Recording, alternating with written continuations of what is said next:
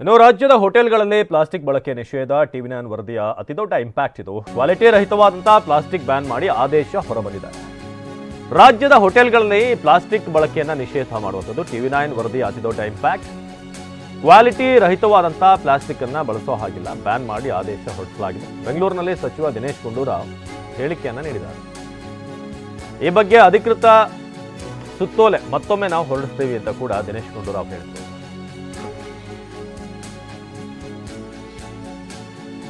ಇನ್ನೆರಡು ದಿನಗಳಲ್ಲಿ ಈ ಬಗ್ಗೆ ಸುತ್ತೋಲೆ ಹೊರಡಿಸಲಾಗುತ್ತೆ ಅಂತ ಹೇಳಿದ್ದಾರೆ.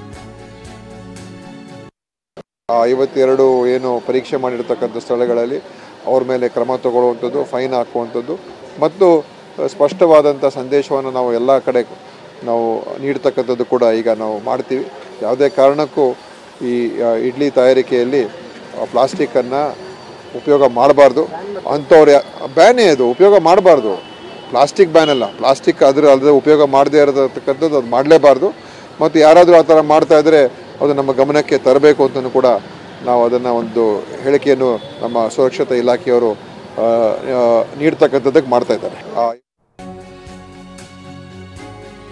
251 ಕಡೆಗಳಲ್ಲಿ ಸ್ಯಾಂಪಲ್ಗಳನ್ನು ಪಡೆದಿದ್ದೇವೆ. ಇದು ಆರೋಗ್ಯ ಸಚಿವ ದಿನೇಶ್ ಗುಂಡೂರಾವ್ ಅವರ ಹೇಳಿಕೆ. ಇದರಲ್ಲಿ ಕಾರ್ಸಿನೋಜೆನಿಕ್ ಅಂಶ ಪತ್ತೆಯಾಗಿದೆ. ಒಟ್ಟು 51 ಸ್ಯಾಂಪಲ್ಸ್ ಅಸುರಕ್ಷಿತ ಅಂತ ಹೇಳಲಾಗಿದೆ. ಇಡ್ಲಿಯಲ್ಲಿ ಕಾರ್ಸಿನೋಜೆನಿಕ್ ಅಂಶ ಇದೆ ಅಂತ ಗೊತ್ತಾಗಿದೆ. ಹಾಗಾಗಿ ಇದು ದೇಹಕ್ಕೆ ಹಾನಿಕರ. ಈ ಹಿಂದೆ ಹತ್ತಿ ಬಟ್ಟೆಯನ್ನ ಬಳಕೆ ಮಾಡಲಾಗ್ತಾ ಇತ್ತು, ಆದರೆ ಈಗ ಹೆಚ್ಚು ಕಡೆ ಪ್ಲಾಸ್ಟಿಕ್ಗಳನ್ನ ಬಳಸ್ತಾ ಇದ್ದಾರೆ.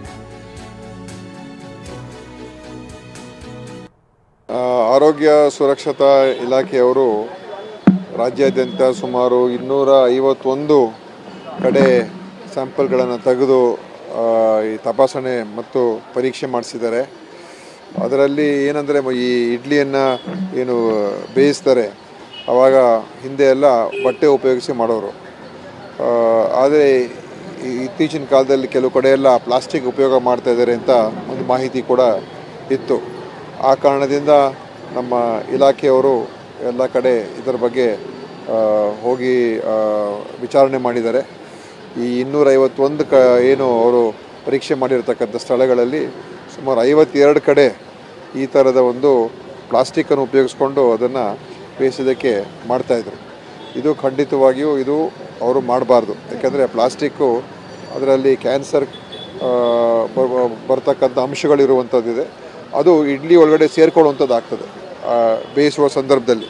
ಸೊ ಈ ಕಾರ್ಸಿನೋಜೆನಿಕ್ ಅಂತ ಏನು ಹೇಳ್ತೀವಿ ಅದು ಖಂಡಿತವಾಗಿಯೂ ಯಾವುದೇ ಒಂದು ಇದರಲ್ಲೂ ಕೂಡ ಮಾಡೋದಕ್ಕೆ ಅವಕಾಶ ಇಲ್ಲ ಮತ್ತು ಆರೋಗ್ಯದ ಮೇಲೆ ದುಷ್ಪರಿಣಾಮ ಅಂತೂ ಖಂಡಿತವಾಗಿಯೂ ಬೀರ್ತದೆ.